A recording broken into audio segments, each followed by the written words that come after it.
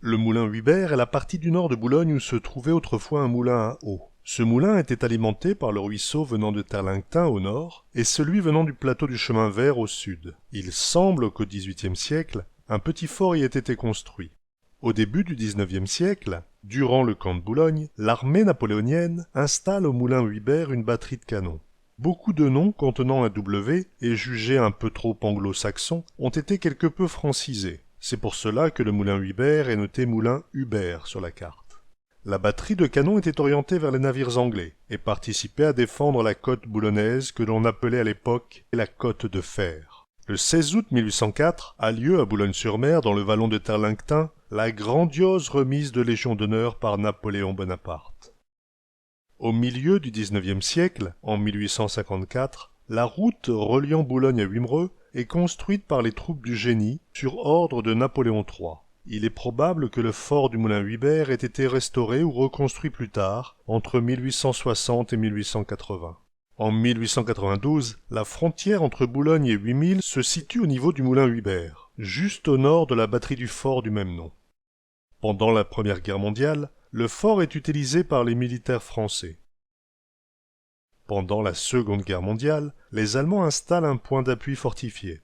En juin 1944, une large zone autour du moulin Huybert est minée par les Allemands. Le fort du moulin Huybert est au milieu de cette zone. Après-guerre, en bas à gauche de l'actuelle rue d'Ambleteuse, on pouvait encore voir le fort du moulin Huybert en bon état. Face à la mer, 2 postes d'observation avaient été construits. Au milieu des années 50, on pouvait encore voir les restes en mauvais état du petit fort du moulin Huybert. D'autres forts similaires avaient été construits sur les côtes de Normandie et de Bretagne dans les années 1870. Certains sont encore en très bon état. Le fort de Jaurès à Fermanville, dans la Manche, le fort de Mindin à Saint-Brévin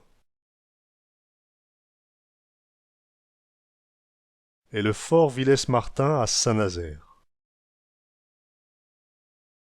Les ruines du fort du moulin Huybert seront encore visibles jusque la fin des années 1950. Depuis la construction de la rue d'Ambleteuse et du quartier des Sirènes, on ne trouve plus de traces visibles du petit fort du moulin Huybert.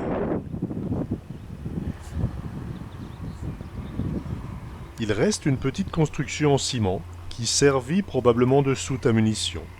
Le fort du moulin Huybert était situé en contrebas de ce qu'on appelait autrefois le tir aux pigeons. En 1867, à l'instar de l'Angleterre, le casino de Boulogne met en place un tir aux pigeons. C'était une zone de loisirs où les touristes, principalement anglais, pouvaient s'exercer au tir au fusil. C'est en août 1869 que la première grande compétition eut lieu. Elle fut remportée par M. Lefebvre-Gelée de Saint-Pierre. La compétition du tir aux pigeons perdurera jusque les années 1930. Cette compétition était dotée de très nombreux prix. Le bas du moulin Huybert abrite un coin de verdure rempli d'herbes folles qui ne laisse plus supposer qu'il y ait eu un fort militaire et des concours de tir au fusil.